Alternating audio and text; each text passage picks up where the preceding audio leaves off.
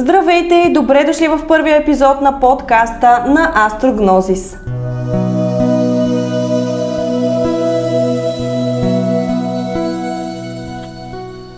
Аз съм Радослава Елчина и съм част от екипа и последователите на Христина Маринова и днес сме тук, за да ви разкажем малко повече за астрологията, какво ни казва тя и защо много често хората прибягват към отговорите на звездите. И така тръгнах по пътя на астрологията.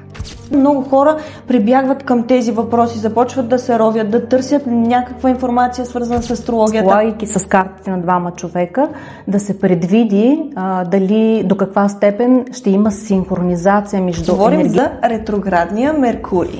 Младото поколение е с много будно съзнание и интерес. Хриси, радвам се, че днес си тук и ще отговориш на всички въпроси, които хората биха искали да ти зададат. На първо място бих искала да те попитам как си.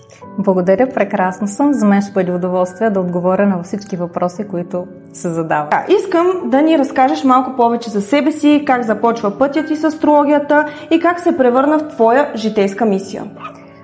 Това беше много отдавна. Бях още като дете. Имах много огромен интерес към мистичното, към тайното, към скритото. И всъщност, когато бях на 13-14 години, така се случи моята съдба, че аз заминах за Русия заедно с родителите си. Там завърших средното си образование. Там се запознах с тайното учение на Богомил Рейнов, там се запознах с много други тайни текстове за това време, защото все пак това беше доста отдавна и така тръгна моя път. Всеки един човек идва с 3 кода. Това е неговото име, неговата дата на раждане, място и време и естествено астрологичната карта. Моето име е Христина, което означава търсене на истината. И това е основния път житейски, който всъщност без да искам и без да знам аз и поех. Завърших средното си образование в Русия, след което завърших 2 висши образования в България и третото ми висше образование, това е в Московската академия по астрология при учителя Михаил Борисович Левин. Интересна беше ситуацията, че на един семинар, който той провеждаше в България, след семинара, на който присъстваха може би около 300 души, той лично дойде при мен и ми каза: ти трябва да учиш при мен астрология. И така всъщност започна моя път с астрологията. Завършила съм Московската академия, което е едно много сериозно образование и така тръгнах по пътя на астрологията. Да, и така тя достига до нас, благодарение на теб. Много хора свързват астрологията само с звездите, но тя е много повече. Какво всъщност представлява тя и защо толкова хора се интересуват от нея? Астрологията е мистично изкуство, първо за познаване на душата.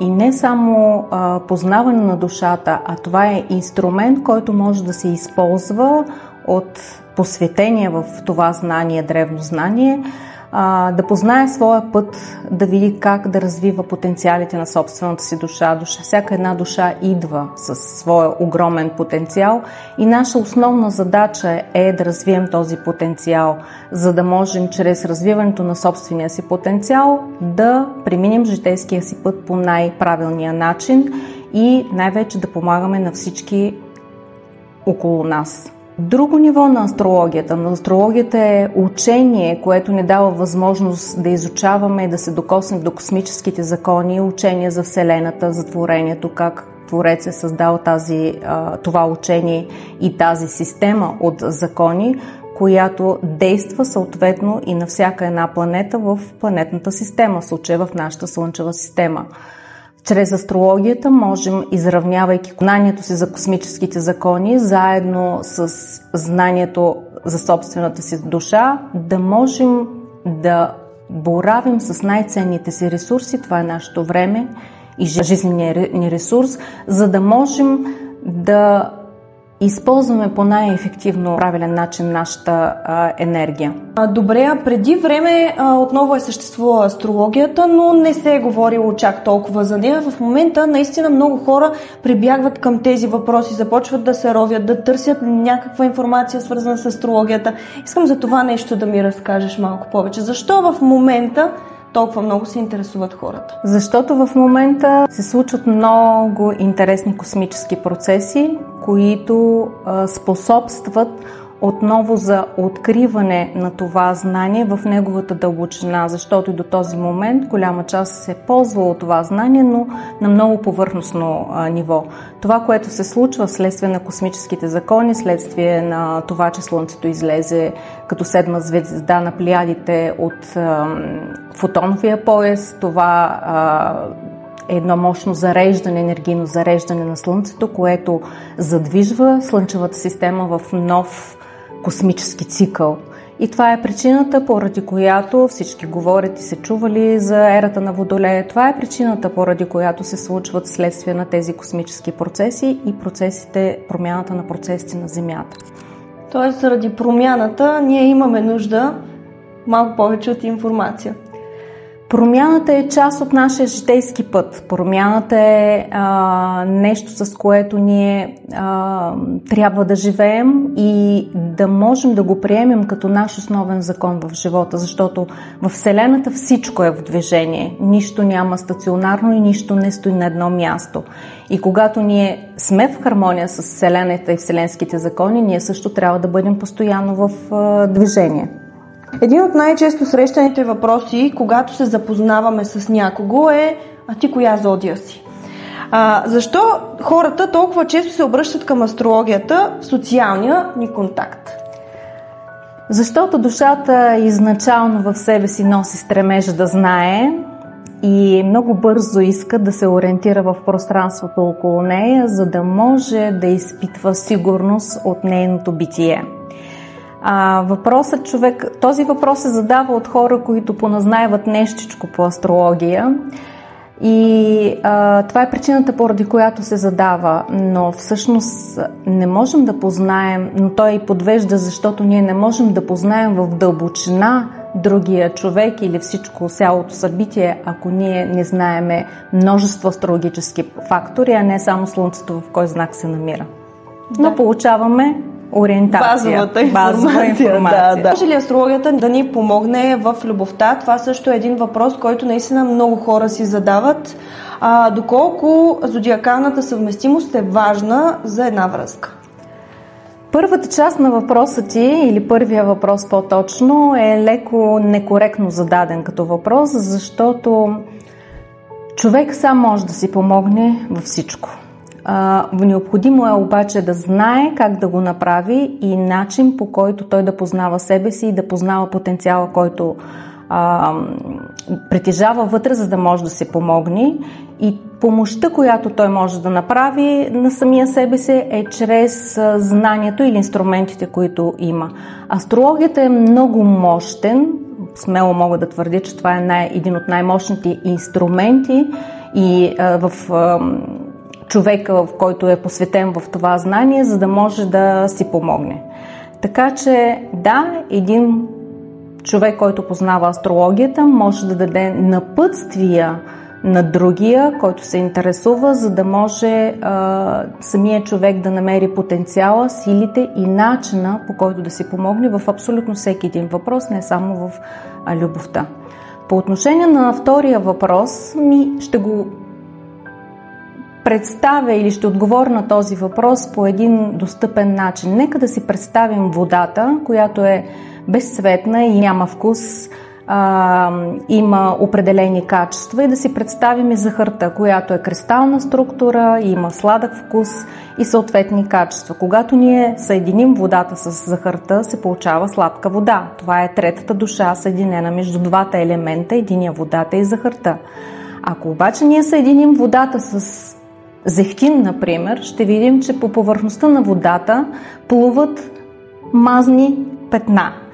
Това е нещото, което показва, че между тези два елемента няма тази пълна съвместимост. Аналогично е и чрез взаимодействието между хората. Всеки един човек, той е енергийна структура, енергийна система, която е изградена от множество енергийни потоци вътре в самия него. И в зависимост от тези енергийни потоци и енергийна структура, той влиза в контакт с околното пространство около него, както и със всеки друг човек. Когато двама човека се взаимодействат, те създават трета енергийна същност в невидимия свят и тази енергийна същност представлява душата на тяхната връзка и взаимодействие. И да, наистина, в зависимост от това дали има синхроничност между тези две енергийни системи, както между водата и захарта или водата и зехтима, съответно ще се формира третата същност, така наречената душа на взаимодействието или на връзката.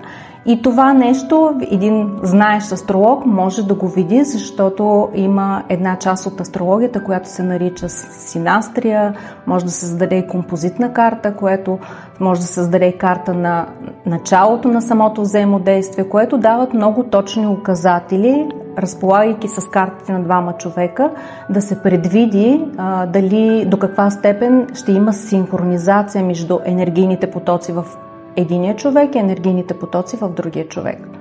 Доста често съм чувала хората да казват, противоположностите се привличат. В астрологията това има ли нещо общо или не е точно така? Ами не е точно така, защото както всички космически закони, те действат в синхрон и в взаимодействие. Противоположностите от гледна точка на пола, който е всъщност седмия херметичен принцип, да, противоположностите се привличат, защото обединявайки се могат да създадат едно цяло. Но чисто във взаимоотношенията, за да имат добри изградени отношения между двама, те трябва да имат и много общи неща, т.е. неща, които да се вълнуват заедно, за да си по някакъв начин да си помагат един на друг и да изграждат и себе си един друг, защото една връзка е изключително важна именно с това. Партньора е наше отражение, т.е. ние виждаме себе си чрез партньора. И всъщност третата същност, за която ние си говорихме, е създаването на трета душа. Тя е следствие на взаимодействието на енергийните потоци в хората. Когато двама човека имат сходни интереси, когато имат сходни стремежи, тази връзка може много по-бързо да се развива и да израства. Докато когато имат противоположни интереси, се е необходимо много по-голямо количество енергия, за да може тази връзка да съществува по хармоничен начин. Говорим си за любов, но освен в личния живот, как можем да използваме астрологията в кариерата и взимането на важни решения? И дали въобще можем да я използваме? И взимането на решенията, и кариерата, това са част от житейското битие на човека, от личния живот на човека, или това е част области, различни области. Астрологията борави с 12 области, в които душата може да преживява специфично битие и да проявява и да реализира себе си. Във всяка една област астрологията може да даде указание как душата може да прояви своя потенциал по най-пълноценен начин. Тъй като астрологията е знанието наистина за потенциала на самата душа, т.е. за характеристиките, които тя притежава, как тези характеристики могат да се развиват в различните области, много полезно би било, когато избираме кариера, да направим консултация именно с астролог, защото учудващо и в моята практика го наблюдавам, колко много хора са избрали неподходящи за себе си, за своите стремежи, професионално развитие, което затруднява и ги кара да се чувстват неудовлетворени. Именно чрез астрологията може да се покаже и да се види кое по професионално поприще би било най-подходящо за самия човек.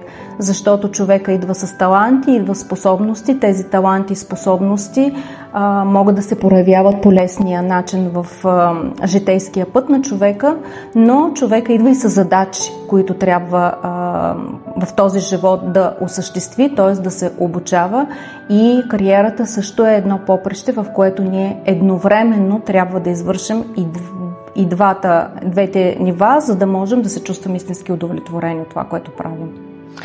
А доста често трябва да работят определено нещо заради амбициите на родителите. Какво би посъветвала родителите по-скоро? Аз винаги съветвам, че пътя на душата е нещо, което тя сама трябва да преживее. И заради това този път трябва да се избира от самата душа.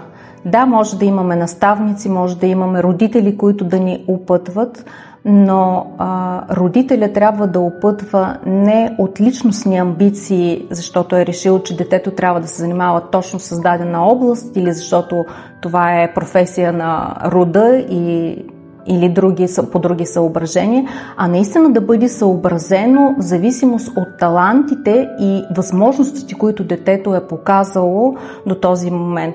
Когато тази професия бъде избрана съобразено с това, тя ще бъде част от живота на детето, което ще бъде много удовлетворяващо за самия човек. Да, реално това, което казват, когато работиш нещо, което наистина ти харесва и е твоето, ти точно не работиш.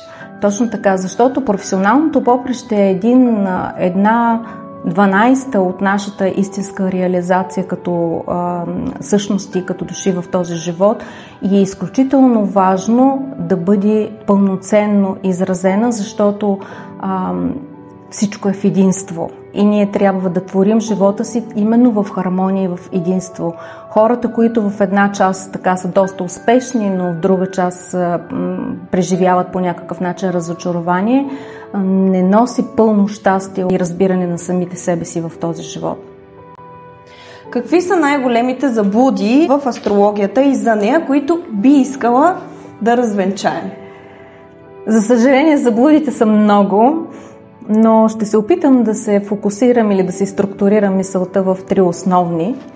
И това първата от която е, че астрологията е философия и учение за разбиране на Твореца и на самото сътворение, както и на самата душа като част от творчеството на Твореца. Тя не е гадателско изкуство и не е инструмент, който да се предсказва. Да. Втората част, която бих искала да наблегна е, че астрологията не е статична.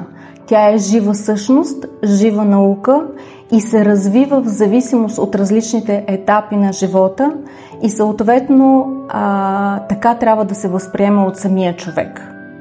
И третата заблуда, която също ще наблегна за, може би, разочарование на начинаещите и незнаещите, които казват, че не вярват в астрологията, не е необходимо да се вярва.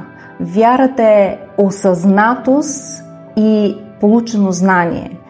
Опитайте да изучавате астрология и тогава ще разберете дали истински можете да вярвате или да не вярвате в тази наука. Защо искам да го кажа? Защото астрологията не е нещо абстрактно.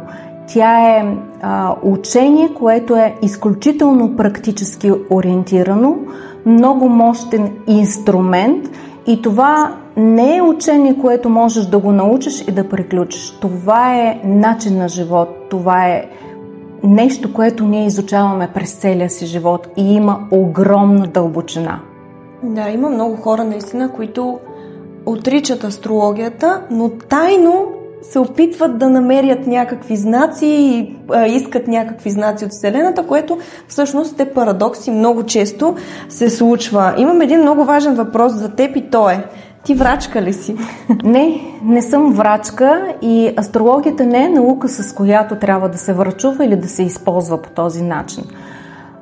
Астрологията е учение за космоса и за космическите закони и как тези космически закони по принципа на аналогията и на съответствието, това е втория херметичен принцип, тези космически закони намират отражение в човека и в човешката душа. Астрологията е наука как да хармонизираме нашата същност с процесите, които се случват в космоса. И на ниско ниво на съзнание тя може да се използва по много различен начин, но истински познаващия астрологията не си позволява да използва този инструмент за врачуване. хората, можеш да помогнеш на хората, да им дадеш насока за смисъла на тяхното съществуване в даден период или цикъл от живота. Можеш да им помогнеш чисто с въпроси, да им дадеш възможност да осъзнаят чрез въпроси в какъв период в момента са, защо са постигнали в този период. Но пак казвам, астрологията е инструмент, който показва потенциала на самата душа. И можеш да помогнеш на даден човек чрез разкриване на потенциал, който той все още не е осъзнал в себе си, как да си помогне сам, за да може да постигне това, което той самия желае. И сега ще преминем към един така много любопитен въпрос и ще говорим за ретроградния Меркурий. Има ли други астрологични явления, които оказват силно влияние върху нашия живот, освен ретроградния Меркурий? Ретроградния Меркурий като символ на Хермес е получил така доста популярност. Но всъщност всички астрологически аспекти или всички астрологически фактори имат значение. Едни от астрологическите аспекти и фактори имат по-голямо значение в нашето ежедневие, но други фактори, като висшите планети, както и планетите, които са Сатурн, с по-големи орбити, Юпитер, това са планети, които имат значение в определени цикли от живота на човека. Тоест Меркурий е висша планета? Меркурий не е висша планета. Меркурий е планета, която е най-близо до Слънцето. И като такава, затова може би и е символ на Хермес, т.е. посредникът между небето и земята, и може би това е причината, поради която е получила така силно признание от човечеството и популяризиране на ретроградния Меркурий, но Меркурий е планета, която действа в нашето ежедневие. За хората, които искат да се запознаят по-задълбочено с астрологията, откъде трябва да започнат и какви са първите стъпки, които трябва да направят? Много интересен въпрос е това. Първото, преди да започнеш да учиш астрология, трябва да осъзнаеш, че твоята душа е звездна същност. Тоест, това е същност, която идва от космоса, това е същност, която е създадена от Твореца и като такава има огромен вътрешен потенциал и наша основна задача в този живот е наистина да разкрием и да разгърнем този потенциал. Второто важно нещо е да осъзнаем, че животът е най-ценният ни дар, който ни е даден. И че това е житейски ресурс, който ние трябва да използваме изключително отговорно и изключително пълноценно, за да можем истински да използваме това дадено време на душата в свещенодействие, т.е. в творение на благо и на мъдрост по нашия път. Третото нещо, което е, когато осъзнаем първите две неща, достигаме до една много силна вътрешна мотивация. И тази мотивация е наистина да тръгнем по пътя, да познаваме себе си, да познаем наистина този дълбок потенциал, който е скрит дълбоко в нас. И когато ние тръгнем чрез тази мотивация, тогава вече ние се озоваваме на пътя на ученичеството. И астрологията е нещо, с което ние определено се сблъскваме. В най-добрия смисъл на това.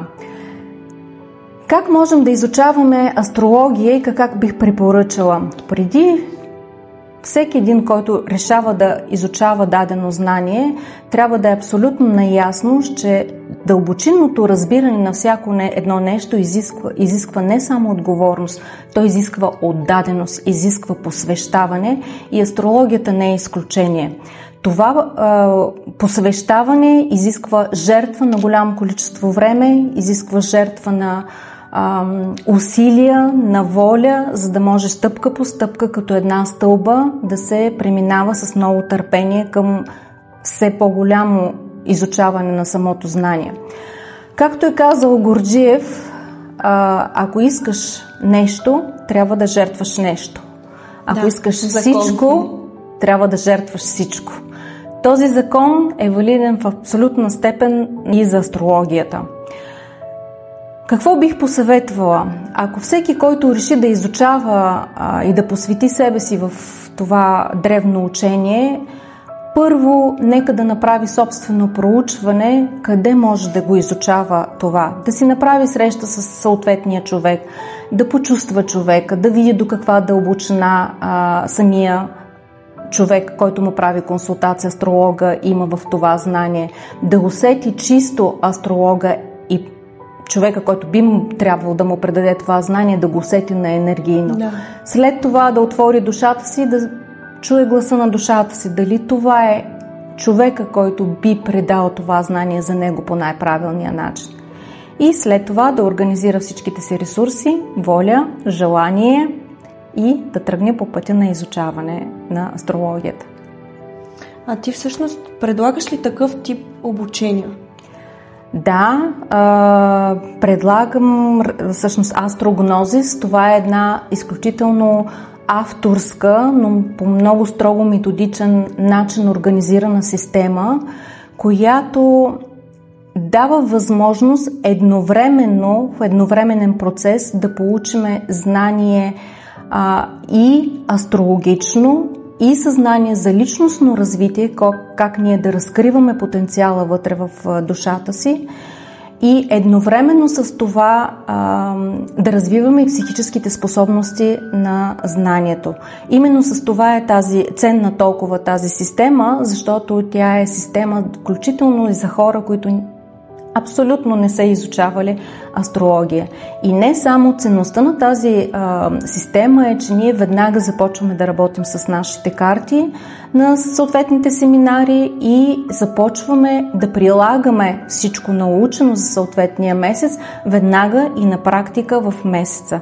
Както казах и по-рано, астрологията е много практично преживяване и затова не можем да отделяме теория от самата астрология. Какво се състои тази система? Тази система е организирана чрез семинари, различни ретрити, различни психологически трансформационни игри и по този начин съзнанието много бързо се въвежда по един изключително забавен, интерактивен начин, за да може да възприеме това знание по най-лесен и чистия начин. Да. Сега, когато имаш възможност да комуникираш с повече хора пред твоите семинари, пред твоите консултации, от кой тип срещаш повече интерес? От по-младото поколение или от по-така зрелите хора? Интересен въпрос. Това, което са лично в моите наблюдения, младото поколение е с много будно съзнание и интерес. Той идва с друго усещане за живота и той наистина се интересува не само как може да си помогне, а той наистина има интерес към самото знание. Докато по-зрялото поколение, обикновено те достигат до мен чрез необходимост да решат някакъв житейски казус в живота си. Така че много специфично от зависимост от нивото на съзнание на самата душа и на човека, който идва. Да, това е много интересно за разделението на поколенията, защото доста често чувам изрази от сорта на, че младото поколение нищо не се интересува, за нищо няма отвореност, като цяло, че е малко халхабер. Не съм съгласна с това. Напротив, всяко едно поколение може да учи от следващото и то да учи много неща.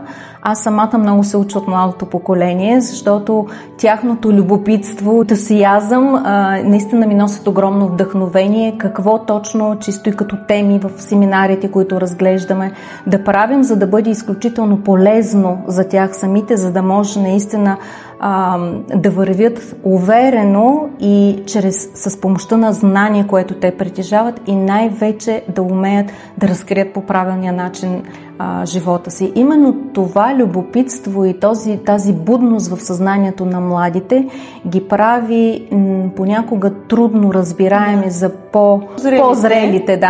по-зрелите поколения, но аз съм човек, който обича много да се учи и за мен е огромно удоволствие и което е най-интересното, че изключително много работя с млади хора.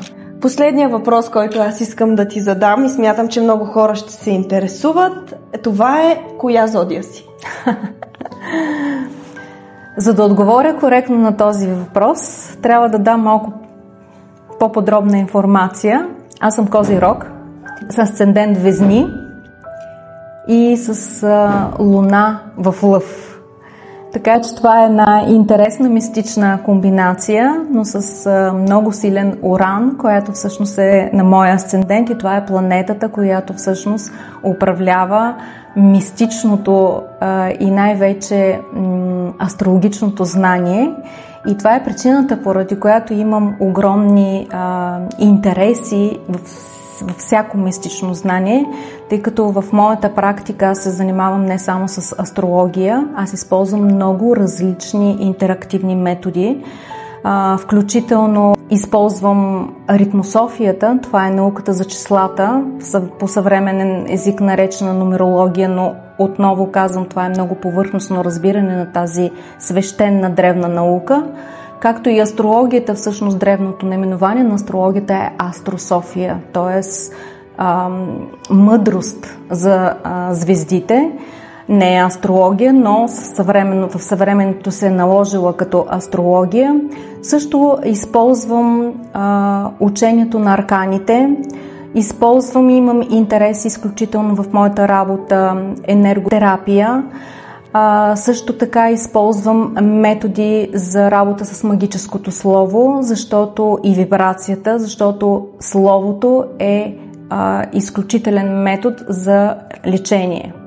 Абсолютно съм съгласна. Е много важно, както ти си ми казвала, да внимаваме как използваме словото. Точно така.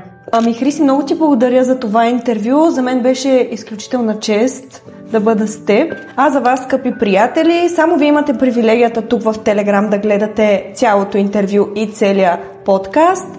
Така че, ако темата ви е била интересна, ще се радваме да оставите по едно сърчице на това видео. За нас това наистина означава много. Както вече знаете, Хриси всеки месец организира семинари и тук давам възможност на Хриси да разкаже малко повече за тях. Какво представляват семинарите? Семинарите, това е строго методична система, как да изучаваме астрологията, но това, което е предимство на самите семинари, е, че едновременно с изучаване на астрология, ние чрез астрологични работилници, чрез трансформационни психологически игри по време на семинара, навлизаме дълбоко познание на самата наша душа. И не само семинарите е възможност чрез работата с нашата собствена карта да можем действително ние самите да познаваме този процес.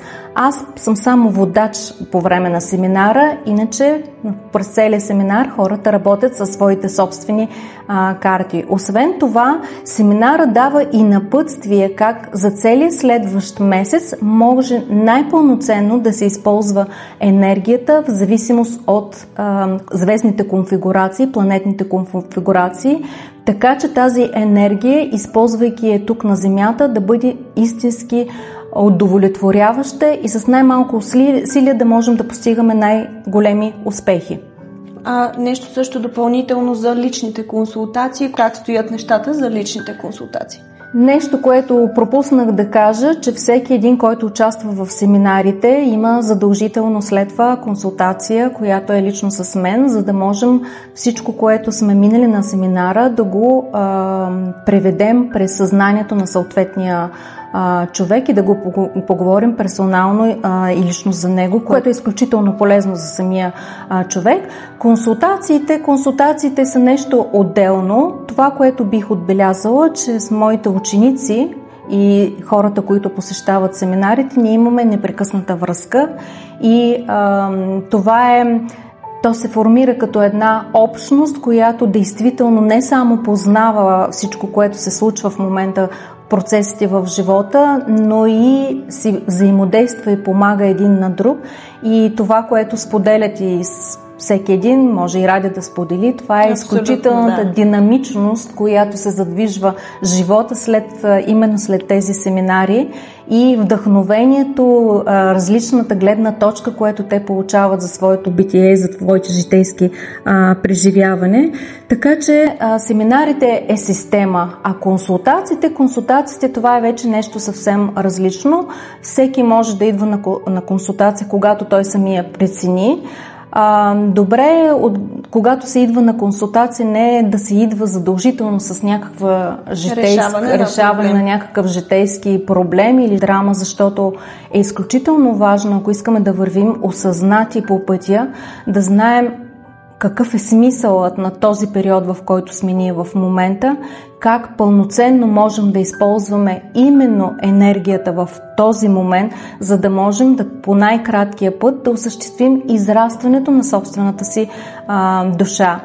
И тогава всъщност консултацията е вид събеседване или начин, по който ние самите да работим с себе си и с духовното си израстване.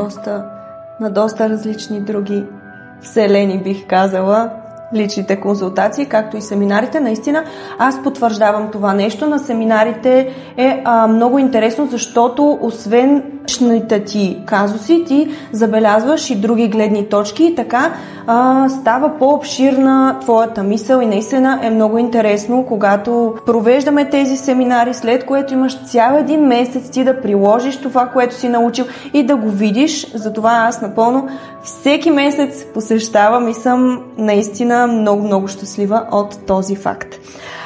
Като специално признание за вашето време, бихме искали да ви дадем промокод за отстъпка ASTRO10 за 10% отстъпка за персонална консултация и ASTRO15 за 15% отстъпка за семинара. Ако се запишете за семинара през месец май, вие може да се възползвате от това намаление от 15%.